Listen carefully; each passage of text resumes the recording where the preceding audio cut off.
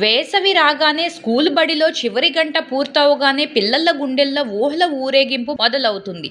పుస్తకాలను మూసేసి బ్యాగ్లు దించేసి నేరుగా ఊరికి బయలుదేరిపోవటం. వేసవి సెలవులు అంటే అమ్మమ్మ ఇంట్లో గడిపిన రోజులు. అక్కడ ప్రతి కోణంలోనూ స్వేచ్ఛ, సరదా, స్నేహం. ఆ రోజులు జీవితకాలపు జ్ఞాపకాలుగా మిగిలిపోయేవి. చాలా రోజుల తర్వాత ఊరికి వెళ్ళే ఆ క్షణం, బస్ స్టాప్ అవగానే పిల్లల హడావిడి మొదలవుతుంది. కిటికీ దగ్గర కూర్చుని పొలాలను, చెట్లను చూస్తూ ఊహల్లో విహరించటం, ట్రైన్లో వెళ్ళేటప్పుడు స్టేషన్ దగ్గర దిగి అమ్మమ్మ కోసం చాక్లెట్లు, మురుగులు కొనటం, ఆ సరదా మాటల్లో చెప్పలేనిది.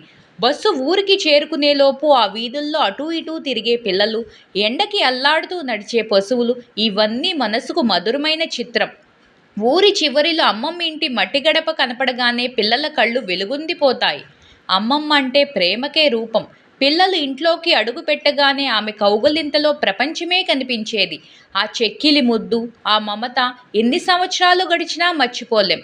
రా బాబు అంటూ పిల్లలను పట్టుకుని ముద్దులు పెట్టే అమ్మమ్మ గుడిదేవతలా అనిపించేది. ఆమె చేతులతో తల నిమురుతుంటే ప్రతి సమస్యను మర్చిపోవాలనిపించేది. పిల్లలు ఎంత అల్లరి చేసినా అమ్మమ్మకు కోపమే రాదు. ఆ ప్రేమలో ఓ స్వర్గమే దాగి ఉండేది. మామిడి తోటలో పిల్లల సందడి, పిల్లలు చెట్లపై ఎక్కి పండ్లు పీకటం, మామిడి తిని పిండి గింజలు తీయటం, ఆనందం మాటల్లో చెప్పలేనిది.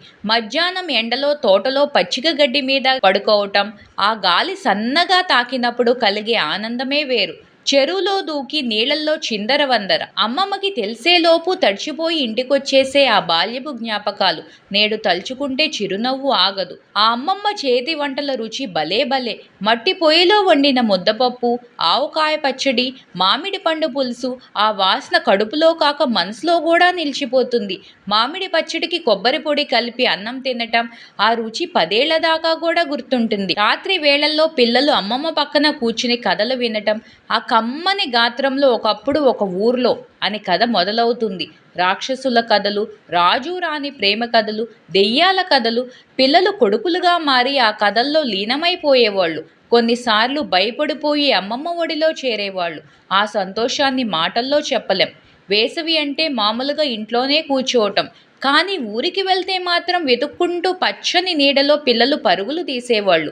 చెరువుల్లో స్నానం, పిట్టలు గూళ్ళు వెతకటం, బావి నీటితో ఆటలు ఆడటం, ఇవన్నీ చిన్న వయసులోనే పెద్ద జీవిత పాఠాలను నేర్పించేవి. మధ్యాహ్నం ఎండ ఉన్నా కూడా పిల్లలు మామిడి పండ్లు తింటూ ఓ చెట్టు నీడలో వాలిపోవటం ఆనందమే వేరు.